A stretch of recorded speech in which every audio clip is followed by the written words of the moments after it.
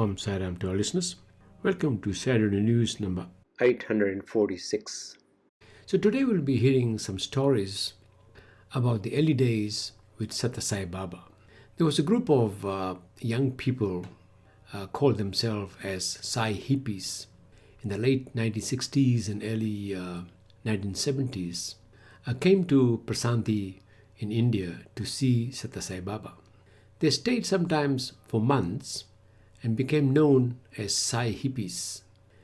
In July of 2019, there was a reunion of these devotees at Feathered Pipe Ranch in Montana, USA. So this was recorded at that union, and they tell their wonderful stories while remembering those times. So obviously we'll be hearing part one today. Before we get into that, let's have a Ganesh Bhajan for you. Oh, by the way, I'd like to thank Jean Messi for allowing this interview to take place. I am one with thee. I am one in the truth of reality. I am one with your love in the heart of me. I am one in peace and serenity. I am one, my Lord. I am one with thee. I am one in the truth of reality. I am one with your love in the heart of me. I am one in peace and serenity. I am one, my Lord, I am one with thee. I am one with the beauty in all that I see. I am one with the grass, the flower and the tree. I am one with all life in harmony. I am one, my Lord, I am one with thee. I am one in your light of divinity. I am one with the sky, the earth and the sea. I am one with God for eternity.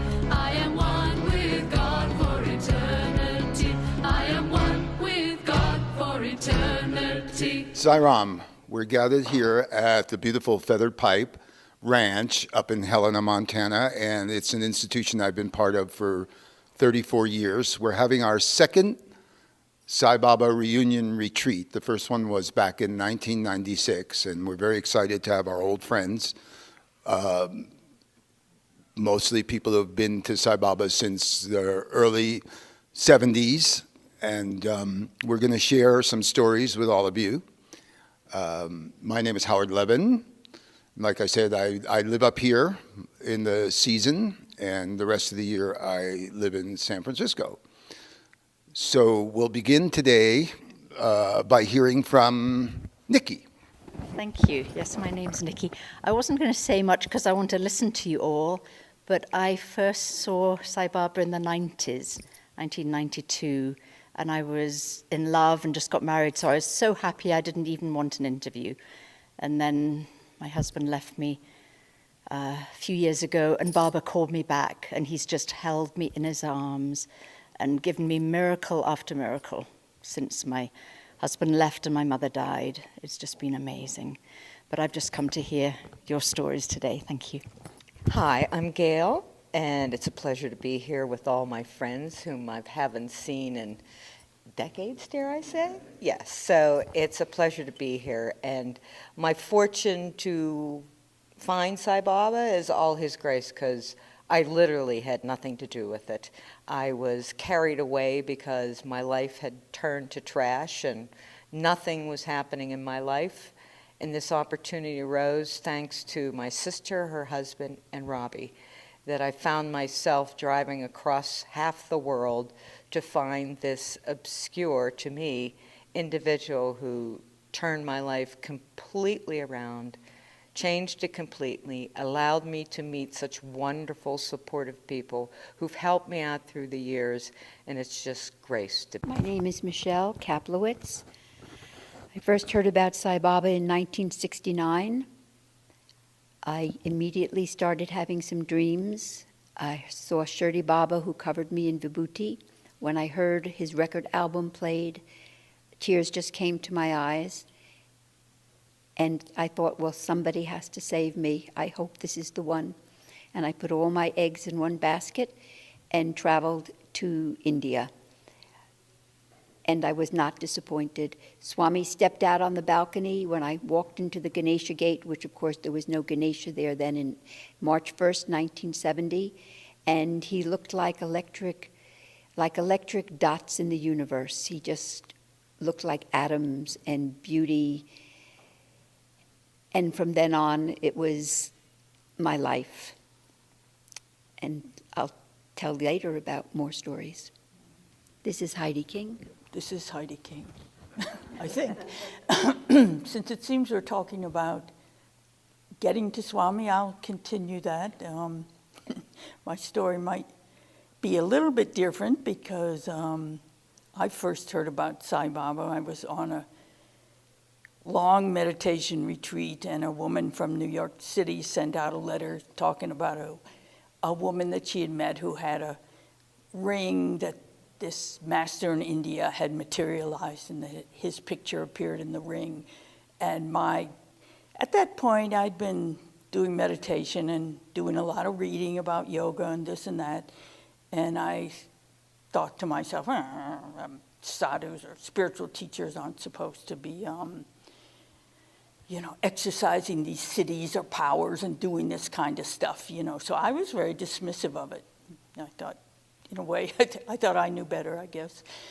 But later I went out to California and saw a film that Indra Devi showed of him, and there was something about him. He just was coming out of the gate in Brindavan, and there was just something about how he was walking across that ground that astounded me. I don't know. He hardly seemed human. He seemed to be floating across the ground. And that was the minute I decided I was going to go see for myself. And it was about a year and a half later, actually, before I got there. But my first sight of him at Brindavan was just like in that film. The gate opened and he came out just in that way, seeming to be practically floating across the ground. And I just was totally, I don't even know how you explain that experience. It's just you have this feeling that this is right. This is something that I've been looking for, and here it is, and it's something different than I've ever seen or experienced before. Hi, I'm Leslie Boucher. I was raised as an atheist, and I really wasn't much of a seeker, but my old boyfriend from college had been to see Sai Baba, had been to see Swami, and he took me down to, since you mentioned Indra Devi, took me down to Indra Devi's ranch in Mexico in 1972, and I walked into her little puja room, and there were pictures of all aspects of the divine and all teachers and everything all around the room. Everything had this thick vibhuti coming off of it. There was a locket that you'd hold in your hand, and your hand would fill with amrit. But something about the energy, I was in there by myself, it was a little tiny room.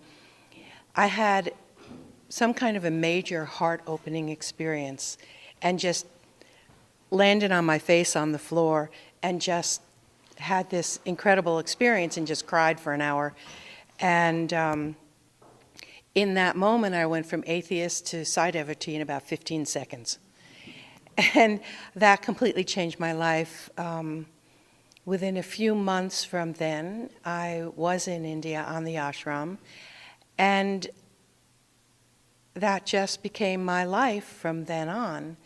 And for me, even though I was there, it was, I guess, the end of 72, the beginning of 73.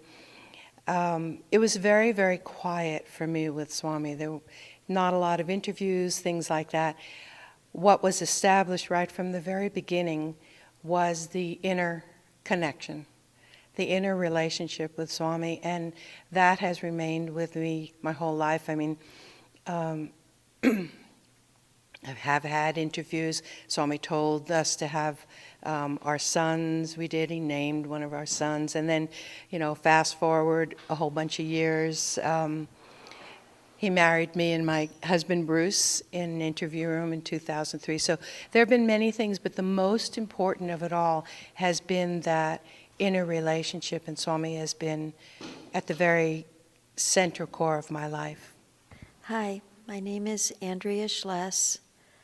So I first heard about Swami in 1970. I was a college student at UCLA, and I'd been there 2 years. And my life at that time, I had everything that I thought I wanted. My life was just going in a very right way, and yet I was unsatisfied. And I had an old boyfriend that had gotten into mystical things of the East, and he sort of started things by we had lunch one day, and he told me all these things about the East and his spiritual experiences, and I wound up going to the Integral Yoga Institute, and I did yoga there, and then after doing that for a few months, they announced that they were having a retreat up north with their guru, Swami Satchidananda, and they chartered a bus. So I had never met a guru, and I went on the bus, and I wanted to do this retreat. And this bus, it had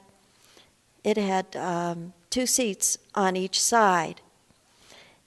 And I was like in the middle of the bus behind these, a set of 2 seats.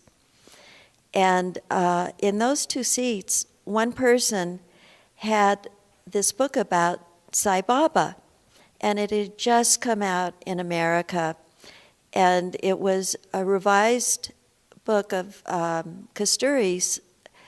It was an American edition of Satyam Shivam Sundaram. And it was revised by Charles and Faith Penn and Judith Tyberg, I believe. And it was called Sai Baba. And the whole trip up north, this one person who had the book was telling these most amazing stories about Sai Baba to the other person sitting next to her. And I was like the silent partner in this conversation. My ear was right there, and I was hearing all of these amazing stories about Swami, and I was so fascinated. And then she passed the book around the bus, and eventually it came to me, and before I gave it back to her, I wrote all the information about the book. And when I got back from the retreat, the first thing I did was head to the Bodhi Tree bookstore, which was the spiritual bookstore in Los Angeles at that time. It had all the spiritual books. And I searched up and down that bookstore, every single bookshelf, and finally I found one copy of that book right near the cash register. It was the last place I looked. And needless to say, I bought it. So I took the book home and I started reading. And from the very first page, with all my heart, I knew that everything that was being said about Sai Baba was the truth. And it was just truth, and I just felt like he was my master. Then I got partway through the book, and Kasturi says, "You can't just come to Puttaparthi to see Sai Baba. It has to be his will for you to come to India to be with him. So then I stopped reading and I paused and I just thought in my mind, I wonder if Sai Baba would let me come to India to be with him. And at this point, I just have to tell you that I came from a Jewish background and a very normal person. I had never had a spiritual experience in my life. But when I asked that question, in my mind, I heard a voice saying to me, "Come, come." And at the same time I heard the voice, I felt all this wave of bliss, and I'd never felt bliss, spiritual bliss in my life. I felt it welling up through my feet and all the way through my body, flowing, this amazing bliss. And from that point on, I spent the next, I didn't stop until I got to Swami's. It took me 2 years. I had to graduate from college first, but I got there. Saram. My name's Bruce Boucher from Ojai, California. My experience with Baba was, I'm one of the late bloomers in the group, in that I didn't get to Puttaparthi till 1979. And I decided that I would do a spiritual pilgrimage around India. So I cut a map out of the National Geographic magazine, and that was my trip ticket. I had no idea where I was going, because the longest flight I'd taken before was 500 miles, not halfway around the world. And I bought some mosquito netting, and I sewed myself a little tent to keep the mosquitoes off. And shortly before I left, I was living in Tucson, Arizona, and I went to Jonathan Roof's house. That's where the center was at that time, Jonathan Rose Roof.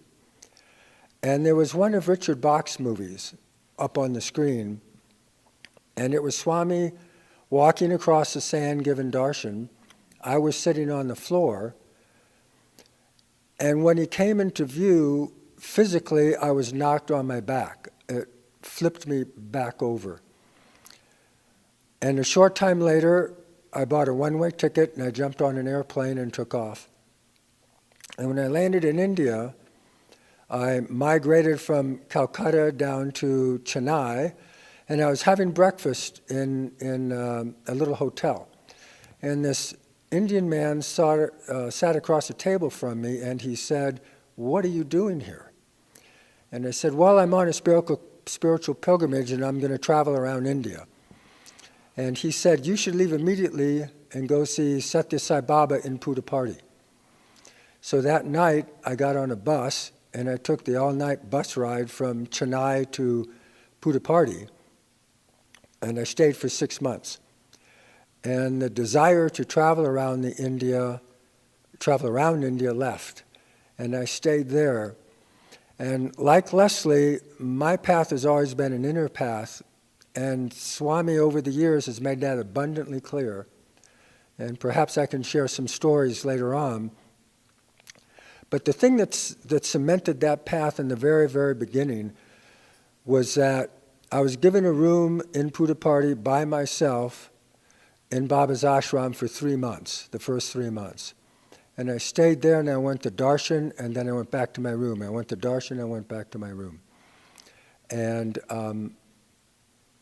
that was how I became grounded in the spiritual path, not needing to follow the roads around India. Hi, my name is Mark Schles, and I came to Sai Baba in 1968. I started studying with Hilda Charlton, who ran a meditation group in New York City. Hilda had been a dancer who had spent 18 years in India as both a dancer and a spiritual seeker. And when she came back to America, she started a group to teach spirituality to young people. And somehow I wound up in that group. And after some time, Hilda turned to me and she said, "It's time. You need to go be with Sai Baba." So I bought a one-way ticket to India. and I ended up at Sai Baba's school in Whitefield near Bangalore. And my first experience with Sai Baba was quite remarkable. I was sitting on the darshan line, and Swami came out, and my body went totally rigid. And I had no ability to move any muscle in my body. I was totally paralyzed. And thinking back over the years of what that meant, I felt like Swami was telling me that I control every muscle of your body. I have control of the whole universe. It was quite remarkable. I had many experiences after that, full of bliss and also trials and tribulations. But it was a remarkable experience for me for many years. And I remain a staunch Sai Baba devotee to this day. Sai Ram, I'm Howard Levin, as I said, and I was an international backpacking hippie and was traveling, hitchhiking through Europe, ended up in Istanbul, and I met India Supra on the Greek-Turkish border. And India is the owner and founder of Feather Pipe Ranch. So she said, well, we're all going to India, why don't you come? And I decided I would go to India, and we got separated, and just through fate, I ran into India again in Goa in about 10 months later. And she said she was going to go on a spiritual pilgrimage to find her teacher. And so I said, well, I'll go with you. And her friend Lynn was with her. And so the three of us started walking on this pilgrimage, and we got into eventually an Indian truck. They called them lorries. And there was a big picture of Sai Baba, hanging above the dashboard. And the driver was telling us about Baba. But through a series of events, I got hepatitis and had to go to the hospital in Mumbai, and then ended up going up north because I was interested in Buddhism. And when I was up in Almora, this Ayurvedic doctor gave me a Bhagavad Gita, which I had never read. And in the Bhagavad Gita, the passage where it says that Krishna says, I incarnate in every age to age, that really jumped out at me. And I just couldn't get that out of my head. And I kept thinking, well, if there's any age that we need an avatar, it's this age with nuclear weapons. And, this was kind of 1969 and height of the Vietnam War. And I felt like, so I prayed to God that if you've incarnated on the earth, I'd like to find you. And eventually, I ended up at Baba's. I found, just from a mutual friend of ours I met at a bus station, told me that India and their sister Vijay were at Sai Baba's. So just by chance, and I wrote to them, and they wrote back and said, you have to come. And when I got there, it was June 5th, 1970. And the minute I walked in the gate, I just felt this energy. It was just, I felt like I had come home. It just kind of enveloped me like a warm feeling. And I was just arrived, and within minutes, everybody said, Swami's leaving, and he came out the gate. There was a little Fiat that he had, a little white Fiat with orange curtains, and he drove off. And I sat there for 10 days with the other Westerners that were there, some of them sitting in this room now, and read everything I could. And then when Swami came back, we were all standing. It was a little college in Whitefield. The big college hadn't been built yet. And we were standing on the veranda, and he walked past me, and he goes, new man, And he called us in for an interview, and sitting in that interview, I was kind of in the back, and everybody was in front of me. Swami just looked totally divine. He had an aura of light around him. He was so beautiful. And he was talking about how when the devotee longs for God, God also longs for the devotee like a stalactite and stalagmite in a cave. And he said like this, and he waved his hand and produced a round black stone. And he passed it around to everybody, and it was just completely round. And then he took it back and blew on it with his breath, and he blew a little cave in the stone with a stalactite and a stalagmite. And he said, see like this, and passed it around again. And I just knew that he wasn't from this world, that he was divine, and that I had found, everything that I was looking for. And Swami's been there for me and in my life, and the biggest part of my life, I would say, since then. So 49 years. Sai Ram, my name is Phil Gosslin. I'm from Amherst, Mass. I think what sort of stands out for me here is that we knew each other when we were very young. And it's almost 50 years later. And we knew each other when we were part of that mystery of Satya Sai. And we're still part of that mystery of Satya Sai. Everyone's sort of scratching their heads, what was that all about with Satya Sai? And what is the meaning of my life with Satya Sai?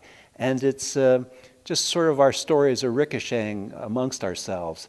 And the mystery is still there, and the sort of the feeling of being bonded with Satya Sai is still there. And even though sometimes, we may feel distant or cynical or whatever, but really it flares up even with just a little nudge, that ember sort of boom, it lights up again. So it's very lovely, I think.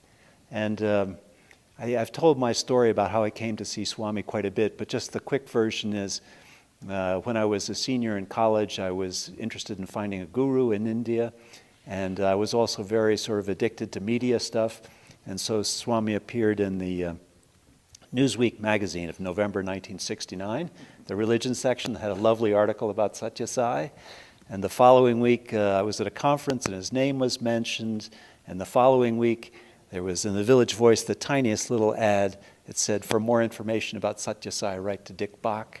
And then the following week was Christmas, and my father, this is 1969, my father knew I had an interest in the East. And this little record store, he gave me Satya Sai Baba Chants the Bhajans. So I felt very sort of swept in.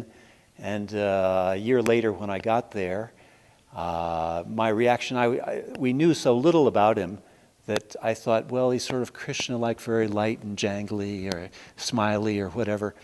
And I was sitting at Whitefield Darshan, the first Darshan, and he came around the corner. And it was like very deep and dark, and it was like intense. And I was just so surprised that actually, instead of going rigid or whatever, my jaw it was like this. It literally just hung open. And as he walked by, he sort of looked down in my mouth and sort of gave a little chuckle and then went on. So that's my how I first met Swami. Okay, dear listeners, so we'll continue this one next week. I think we'll be hearing from Richard Bear and other members of that group. Saram to you all.